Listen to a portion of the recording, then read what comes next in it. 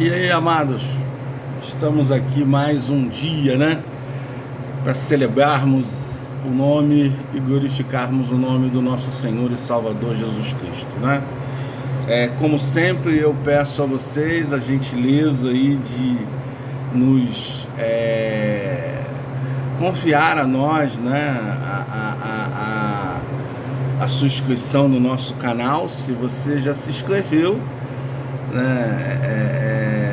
E aí, se ainda não se inscreveu, se inscreva e compartilhe com seus amigos, parentes e familiares nas redes sociais o link do nosso canal para que eles possam se inscrever e também possam se deleitar aí na palavra do nosso Deus. Não em mim, não no que eu faço, no que eu falo, mas na palavra de Deus, né? Naquilo que realmente transforma e modifica a sua vida, a minha vida e a vida daqueles que hão de ver, hão de ouvir. Né? A fé vem pelo ouvir e ouvir a palavra de Deus. Né? Que você tenha um dia de paz, um dia de tranquilidade. Né? Não deixe de tocar o sininho, não deixe de dar o seu like aí, o seu joinha, dê a sua opinião, é muito importante para a gente. Né? Hoje nós vamos falar a vaidade que destrói tudo que foi construído, né? A vaidade é um problema sério, ela acaba destruindo tudo aquilo que nós construímos com tanto sacrifício e quando não impede de reconstruir, né? Às vezes ela impede da reconstrução, ela nos afasta de Deus, né? A vaidade, segundo o dicionário, é a qualidade daquilo que a vida daquilo que é vão, útil, insignificante, o que só existe na fantasia, falso, ilusório, inútil, coisa desnecessária, né? Eu não estou falando da vaidade de um perfume, de uma maquiagem, que também, se isso se tornar uma doença, uma coisa patológica, é uma vaidade, né? Pode ser também um desejo imoderado de atrair admiração e presunção. Bom, isso é o grande foco hoje, né? As pessoas querem atrair, né? Projeção para si, né? As pessoas estão querendo se projetar, divulgar sua imagem, né? Através das redes sociais, né? Porque é a única forma que as pessoas conseguem, né? As únicas mídias que você consegue ter acesso a não ser com seu plano de mídia aí, seu plano de dados, ou seu Wi-Fi. Né? Todas as outras formas de projetar a imagem, elas têm um preço. Daqui uns dias você também vai ter um preço. A vaidade vai ser um pouco tolhida, porque as redes sociais vão começar, já sentiram que isso se cobrar vai dar dinheiro, né? Porque tem pessoas que são doentes em se projetar, né? Nós vemos pessoas aí de forma bem degradante, né? Expondo tudo da sua vida, né? Tudo que faz, careta, faz biquinho para tirar foto, umas coisas assim incompatíveis com a idade das pessoas, né? Que não cabe, né? Eu acho que você tem que ser você mesmo, né? Se você é assim, eu entendo. Se você é assim, mas as pessoas não são assim, entendeu? Então nós precisamos tomar cuidado com essa vaidade, né? Nesse caso aqui, desse estudo, iremos tratar do primeiro sentido da palavra, sem entrarmos no mérito segundo, que realmente não tem ligação com o autor que nos diz. Né? O autor ele vai nos mostrar aqui no livro de Eclesiastes, que é Salomão, que foi escrito pelo rei Salomão, quando ele ainda estava quando ele já estava com a idade avançada, já basicamente no final da sua vida. O propósito do livro é remover, né, o escândalo causado por ele e sua idolatria e seu afastamento de Deus. Salomão foi o homem mais inteligente que houve na história da humanidade, né? Antes dele não houve, nem depois dele haverá homem nascido pela vontade do homem, né? Mas ele tinha uma vaidade profunda, né? Para divertir os mais jovens, ele não cometesse os mesmos erros que houvera cometido, como está lá em Eclesiastes 7:29. Então ele vem orientando porque ele quer evitar que os jovens, como toda pessoa que já teve uma experiência na vida, né, ela quer evitar que os mais jovens passem pela mesma dificuldade. Mas isso é um ciclo da vida, infelizmente, né? Antes de entrarmos no estudo em si, vamos ver alguns aspectos da vida de Salomão que nos ajudarão a entender o que o rei quis dizer quando escreveu em Eclesiastes. Filho de Davi, de Betseba, né? 2 Samuel 12, 24. Ele era amado de Deus. Gededias, 2 Samuel 12, 25. Seu nome significa pacífico. Ele era um homem pacífico, não era um homem de guerra, não era um homem violento, não era um homem truculento, né? Era um homem inteligente, um homem sábio, né? Pela sua característica de pacificador, ele não é de guerreiro, conquistador, como Davi, como seu pai. É o que o templo do Senhor foi edificado durante o seu reinado em Jerusalém, porque não tinha nele, 1 Reis 6, né? Não tinha nele sangue em suas mãos, ele não era um cara de luta, de guerra, né? Ele era pacificador mesmo. Era um cara articulador, um cara bom de negociação, um cara bom de acordos, né? Um cara que sabia fazer as coisas muito bem feitas, né? Em relação à administração, mas em relação à sua vida pessoal ele era um desastre. Ele foi criado num lar cheio de problemas morais, tais como um incesto entre seus irmãos Tamar e Amon, 2 Samuel 13, de 1 a 17, assassino do Amon por Absalom, 2 Samuel 13, de 23 a 29.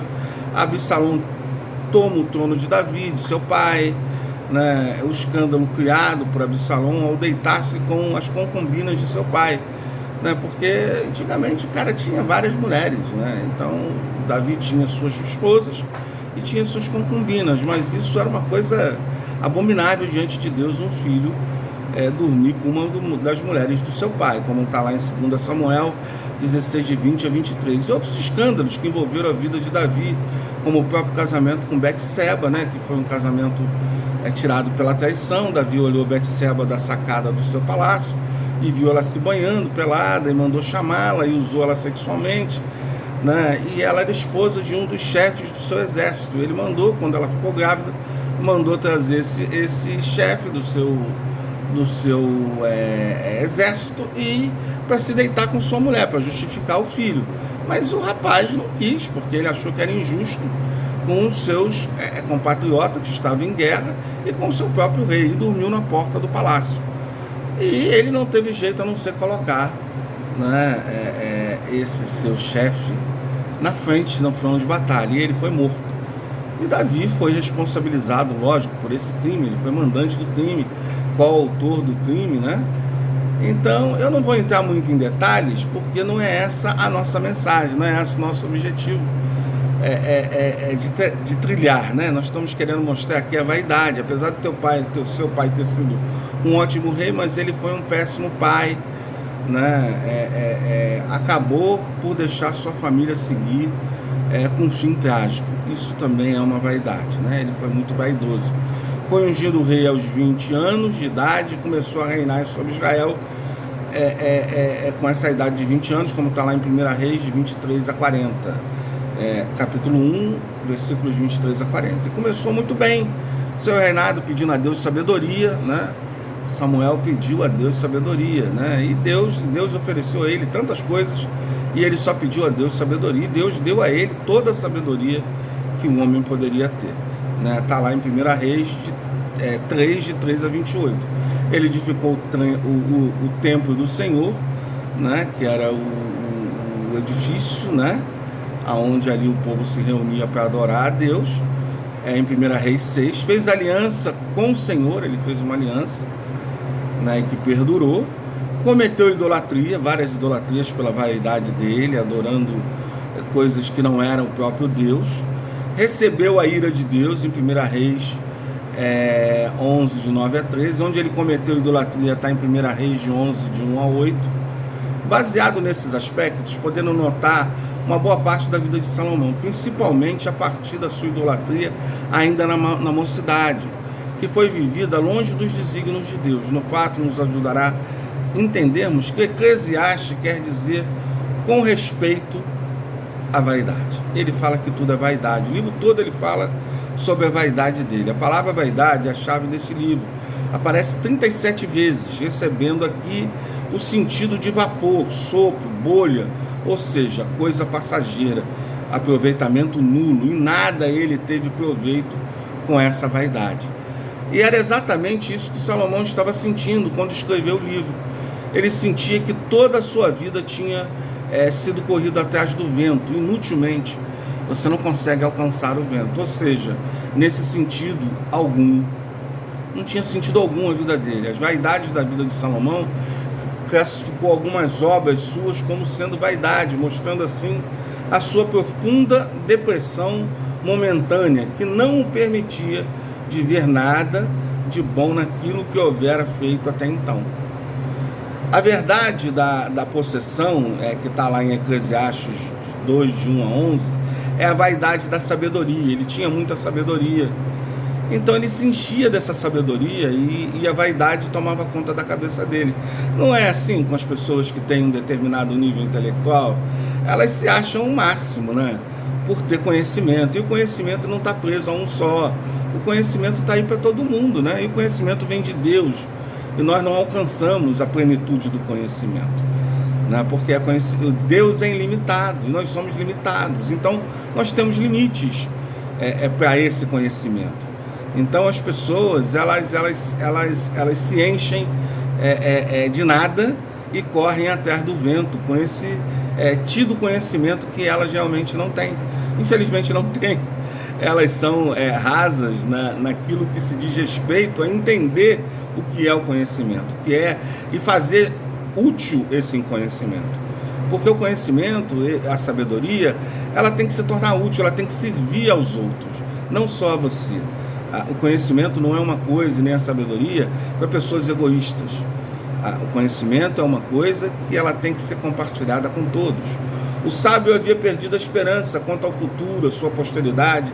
No caso de Salomão, ele não havia dado bons exemplos. Tudo é verdade, né? Se formos observar o escrito de Salomão sem, contudo, atentarmos para os fatos que levaram a escrevê-lo, diremos que realmente tudo o que aconteceu em nossas vidas, até o nosso próprio viver e vaidade, é correr atrás do vento. Esta é a resposta, e pergunta que não e nem tudo é verdade.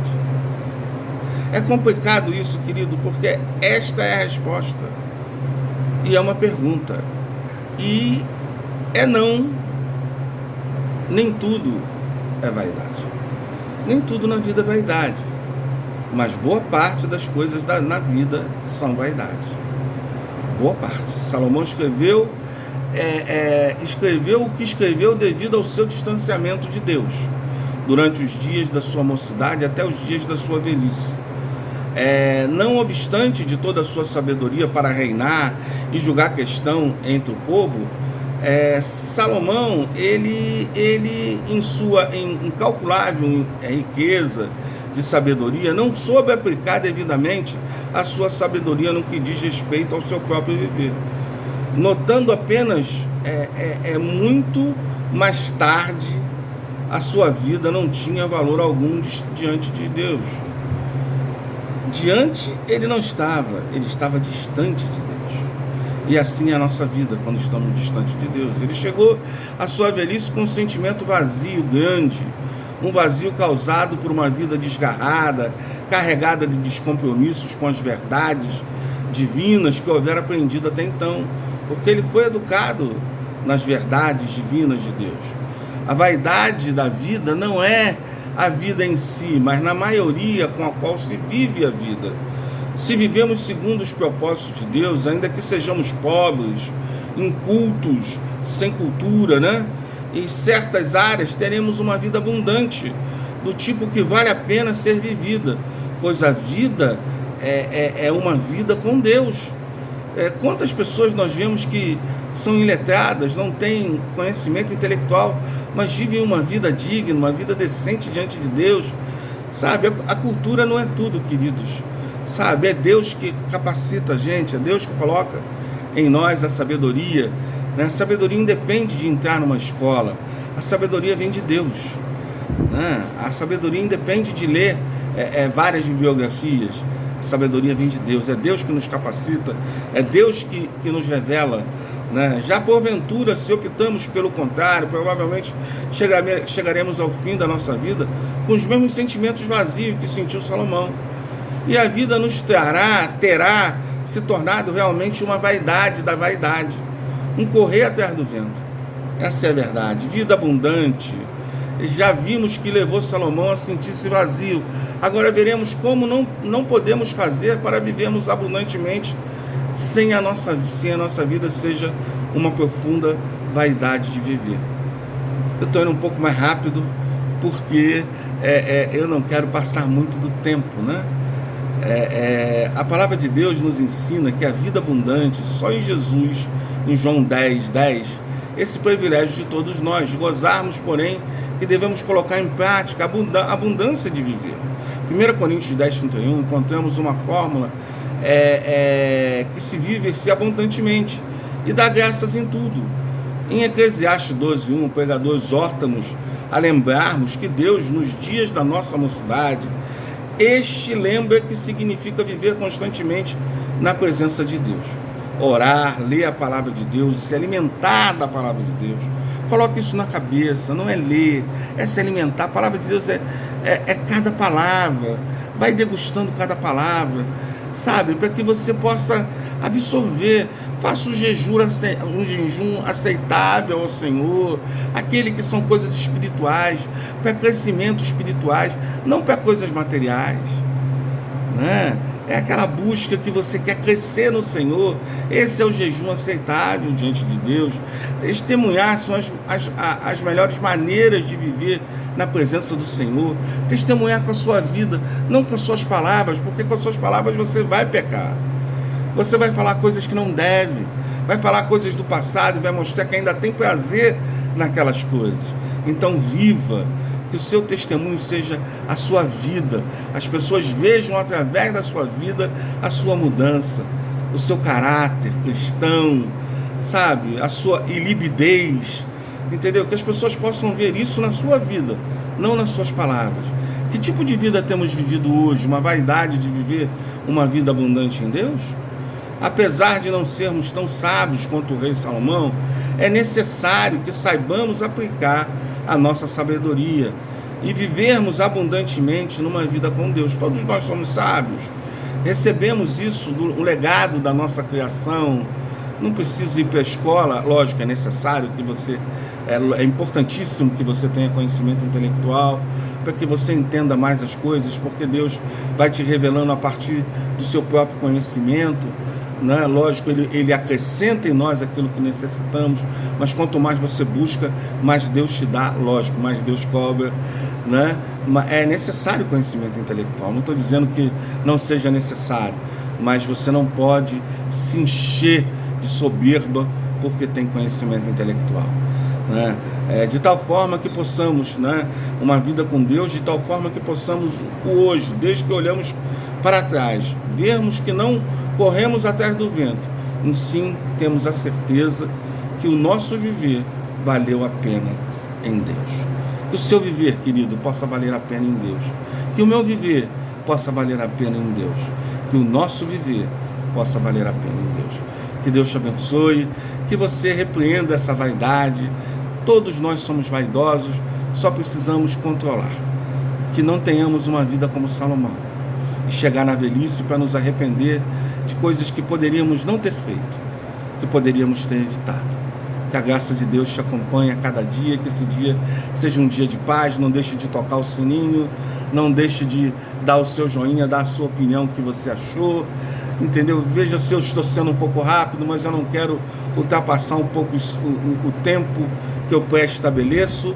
Mas se você não está entendendo, se eu estou sendo rápido demais, me fale, por favor, né? Não deixe de compartilhar com seus amigos, parentes e familiares o link do nosso canal, para que eles possam se inscrever. Um forte abraço para você, até amanhã, fica com Deus.